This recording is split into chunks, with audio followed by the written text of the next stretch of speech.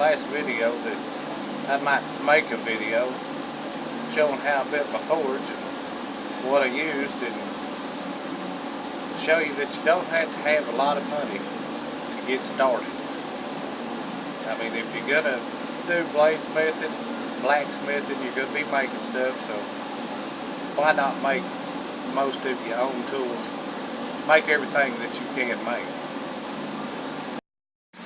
So the first thing you need when you have a shop or a forge, you need you an old shop dog that's going to stay under your feet all the time. And that's what this one likes to do. I constantly had to move her out from underneath my feet.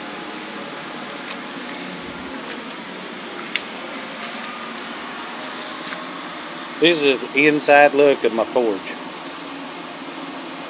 I don't know what this is. This was my granddaddy's.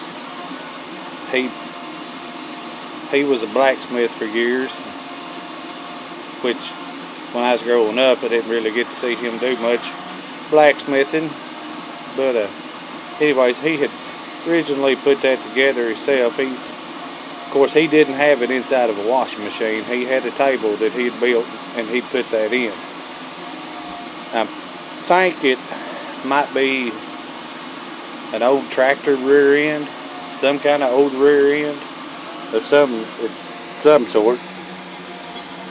But anyways, that's where the air comes out. There's a pipe right in there, runs out to the back. So what I started out using for an air source, I was using an old shop vac. Somebody could throw it away, and I took it, and it worked. I hooked it up. It worked wonderful. It did end up playing out. I mean, it got mad. It got pissed off. It started screaming, yelling, and smoking. But thankfully, I had already started on making another air source for my forge. We had an old washing machine, old dryer, which of course that's what my forge is built out of. That's what I have the main part of my forge sitting in, is a washing machine. I flipped the lid over, I cut the hole out of it, flipped the lid over, set it back down in it, then I set this rear end down in that hole. So now I've got the dryer hooked up to it as well. I started cutting out the side of the old dryer. I needed a piece of metal for something before I hauled the dryer off. But once I got that cut off, I seen that fan motor, and I was like, hey, wait a second. I could make something out of that. But I could run the air from my forge off that. So I cut the other side of the dryer off, cut the motor out, and the piece that I had cut out on the other side, I wrapped it around and make the cage around it, make the housing.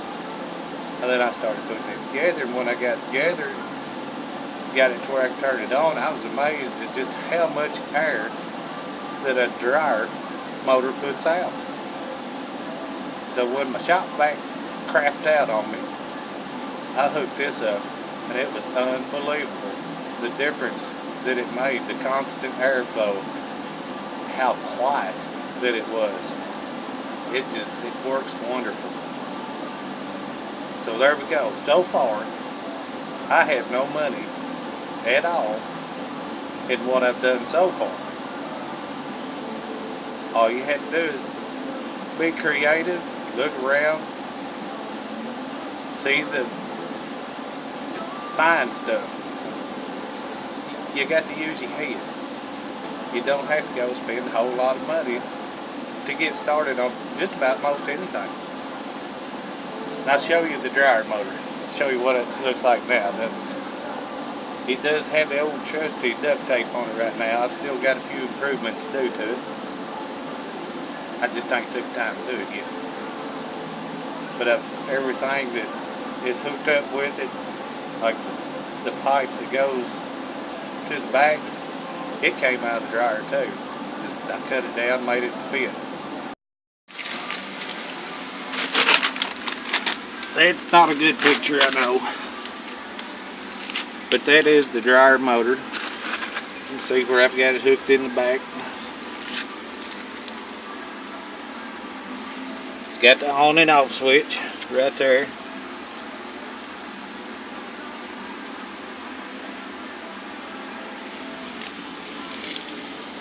There's the housing where I wrapped it around it.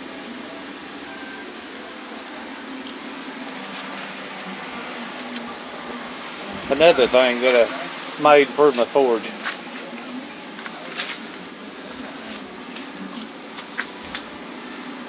I built that. It's a treadle hammer. How it works is you put your foot on it. Now I didn't make that for forging out, drawing metal out. I made that just specifically for blade making. Whenever I get done with the blade, I put it in that and make sure it's straight. I needed an anvil. That's what I started out using, was an old piece of railroad. I bought that at the auction for, I believe it was $4 is what I paid for that at auction. I stepped up from the railroad iron to that 20-pound anvil. I think only like $25 is what we had in that. And I made a many a knife and many other things as far as blacksmithing with that little anvil. Give you an idea of just how big it is.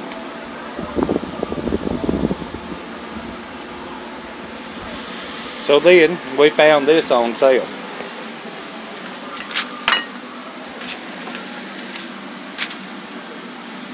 That is a cheap anvil, but it does work great.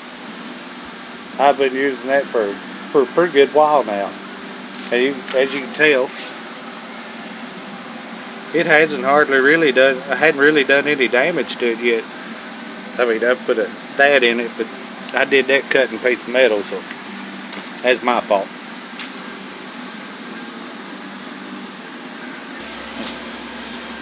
Another thing you really need is a vise. Now, we found this old vise laying out in somebody's yard. I asked him, so he let me take it home. So again, there we go. Still not much money.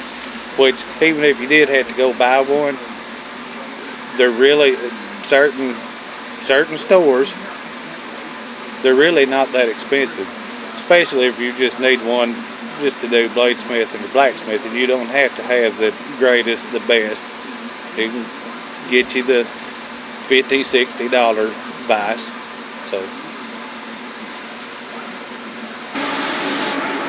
yeah, I moved inside the shop. It's going to be a little loud. The fan, I've got the fan going because, well, the heat index is supposed to get up about 105 today, I think. But anywho, yeah, it's a mess. The table's become a collect-all since I quit using it. But I first started out with a belt grinder for doing my finishing, all my grinding. It's a 1x30 belt grinder. I used that for a long time too. It does the job pretty good. It just didn't do it fast enough to suit my taste. So I built me a 72-inch by 72-inch belt grinder. This is the 2-inch by 72-inch belt grinder that I built. A lot of people, I've heard a lot of people say, I ain't got the money to buy that. I just wished I could buy that. I just can't afford to do it. And yeah, if you went and bought a 2-inch by 72-inch belt grinder, you're gonna pay anywhere from, well, like the real cheap ones, they're what, $800 up to, and then move up to a few $1,000s, $5,000, $8,000. I've got $70 in this belt grinder. I think it's $60 in the wheels. Now I bought the wheels, I bought them. I didn't go look for them, I went and bought them. I wanted to make sure I had something. I wanted to know that I could replace the wheels if I ever needed to. So I stepped up and I paid I think it was $60 for those wheels. I wanted to make sure it was going to run right. I had to buy the pillow bearings also that I've used to run the axle through, which again, something you really need to invest in if you're going to do it. I don't think I even paid $10 for that set. Everything else I had and I made it. I need to clean it off. It's a still work in progress. I've got to clean it all up. I've got to repaint it where I had to redo, make some changes, make it better. But I got that. Because I have a aluminum box I had here. So I cut that out of that piece of aluminum out. This that's a piece of angle iron that I had acquired. And I cut it out to fit. Everything else was metal that I already had from where I'd been doing other projects and stuff. Over here on this side, that motor, it came on a different belt sander that I had got. And I didn't like that belt sander, but I needed a motor for this. It's not quite as big of a motor as I want, but I've got the gear ratio on it by changing the pulleys. I got the gear ratio running.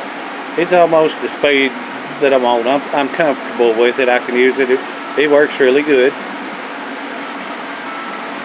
And this switch, it's something new. You might not have seen that in my other videos.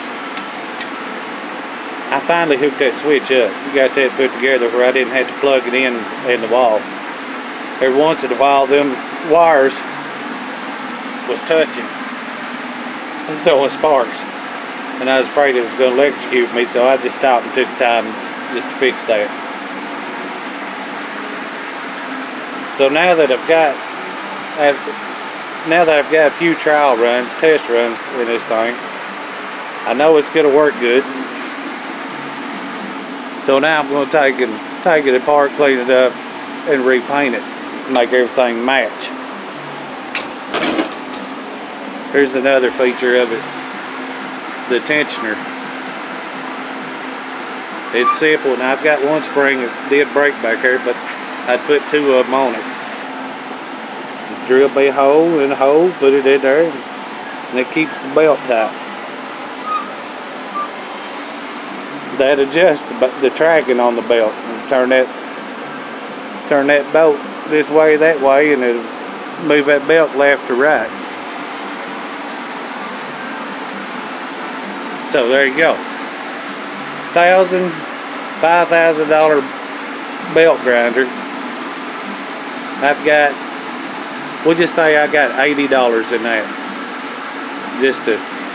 Because I did buy the belt sander at auction that motor came off of.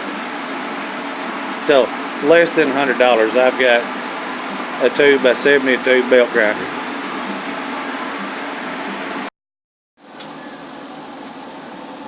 So that's the most of my forge, the main parts, main ingredients.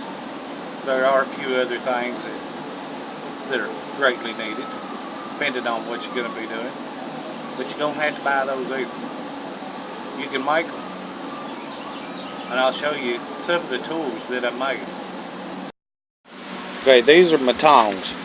I've got another set laying here somewhere, but like I said, I got to clean this up. I let it get overrun, and I started cleaning on it a month or two ago, and I got sidetracked, and I need to get back to it. But anyhow, those are my Goldilocks hammers. I don't know if I know the sound wasn't all that good in that one of those last videos, but I was saying that I made that hammer because this one was too heavy to be using all the time. This one is too light. Well, not really too light. It really depends on what you're using, what you're doing. So it comes in perfect for the smaller stuff. But for all around, I made that one, and it's just right. That it looks like I've got it off, not even. Well, I did that on purpose. That side is bigger. I wanted it to be bigger, a little bit flatter.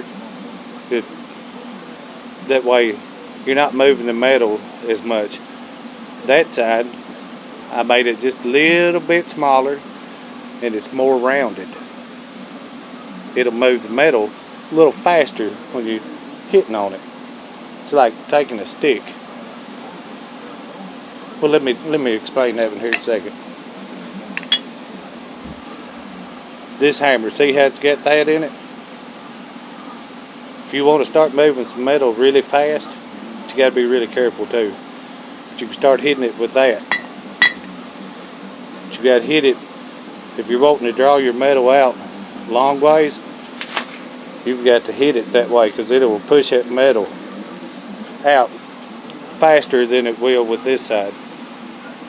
You think about it like taking a stick, and if you ever took a stick and hit smacked water and you see the waves go out to the side of it, well, it's the same effect.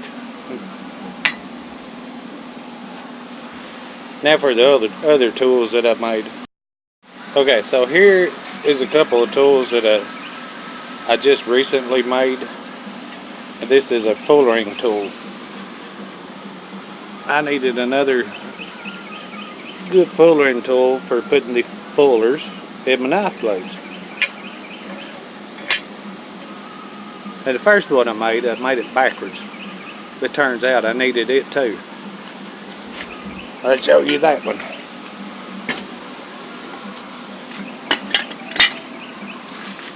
There's the first one I made. I don't know what I was thinking when I made it, because I made it where this was turned the wrong way. Because I couldn't slide my blade in that way.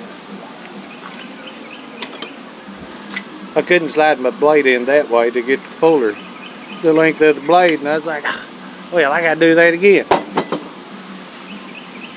But before I tore it apart, I was like, well, shoot, I still use that. I needed that too.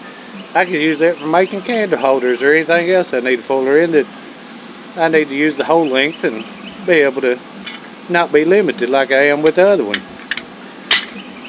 And it works great. I've made a candle holder with that, and it is about the greatest thing since sliced bread.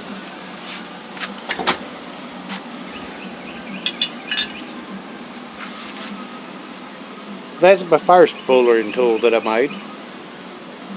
It works great for smaller knives when you want a small fuller in it. That's my second one. It works great too for doing a little bit bigger of a fuller on blades, which they're not limited to just knives.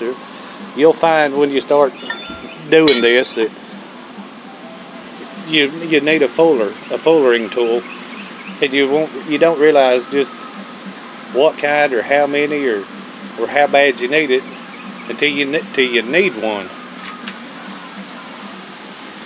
But this is also another fullering tool. It sits in there just like it. It works great for if you've got a big piece of metal, you want to draw it out faster. Big piece of metal like it. Set on on there, start hitting it with your hammer, and it'll draw that metal up faster. Just like I was saying a while ago, that ripple effect that you get from smacking a stick in the water. Now that fullering tool, I didn't make that one. I'm pretty sure my papaw made that, and he made that many years ago. And I was up there looking. I'd run out of metal, and I was up there at the old shop, look around, see if I could find some metal. And for some reason, I went straight to one place, and I started kicking around, digging in the dirt. And I found that piece of metal. It's great for making knives. I've made a knife out of. There was two pieces like that. I've made a knife out of it. It made a really good knife. And I found that. Found a few other things, which Pap liked to hide stuff every now and then, although he knew where it was, and I wished he'd left his treasure map so we could find the rest of it. These are a few more tools that I've made. I made a scrolling jig. It makes everything go a little faster. Looks a little neater. Of course, you keep everything more even, and it looks better. And what I'll do is I set that in the vise, and I'll take my piece of metal,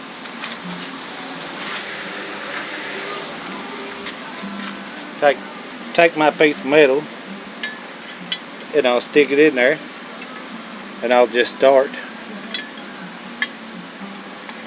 After I've heated it up, and I'll just start wrapping it around that, tapping it every now with a hammer, keeping it laid on there good and flat, making it nice and round. I'm going to make probably a couple more of these to have various different sizes. I've noticed that I need those. Now these, they're also for bending, and I've got them set up to be put in the vise right now too. And it's the same thing. You just heat it up, put your metal in there, then you can just bend it.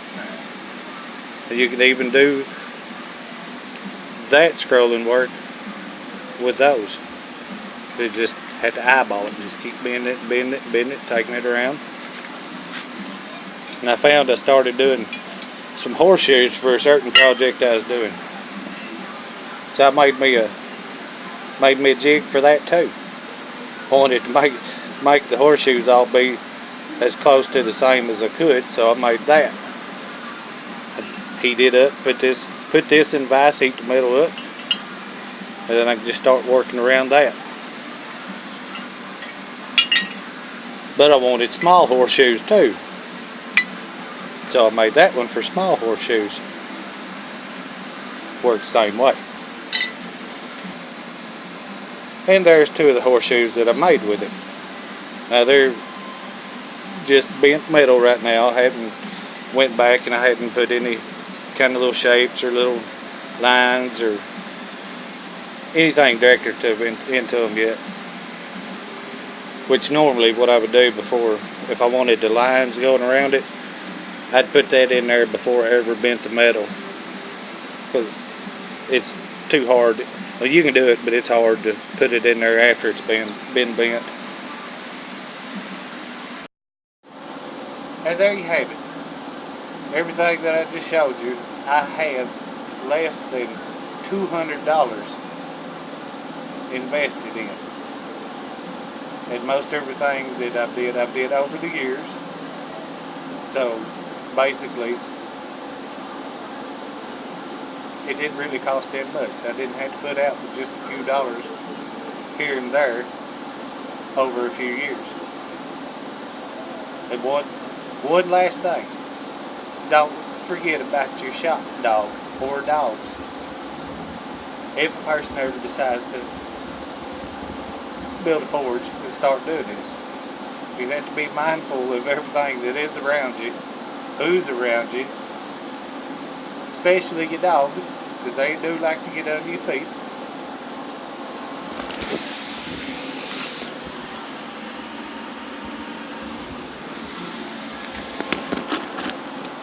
It just so happens she's laid under the table right now. And the reason I say you have to watch your dogs, be careful, I was out here one day forging. don't remember what it was I was making. I think I was making a knife. But I let it get too cold. And of course cold metal don't hammer very well, and well, it will fly out of your tongs. And it will be hot enough to set a dog's hind end on fire. No, I did not hurt my dog, but I did set her on fire. The piece of metal flew up in the air, landed on her butt, and started to set her hair on fire. And I quickly got over there as soon as I watched that metal just, and I said, "Oh!" I went over there and I just took my foot and I raked that off real quick. And I jumped down and I started just patting on her, just trying to make sure that fire was out, that she wasn't on fire, make sure she wasn't hurt. I mean, it scared the fire out of me. And she turned around, she looked at me like, what are you whooping on my butt for? What'd I do? I didn't do nothing wrong. She never realized that she had something hot on her butt catching her on fire. So that's why I say, when you're out there, you got to have your dogs to start with. That's just the way it is. But you got to be careful and don't set them on fire.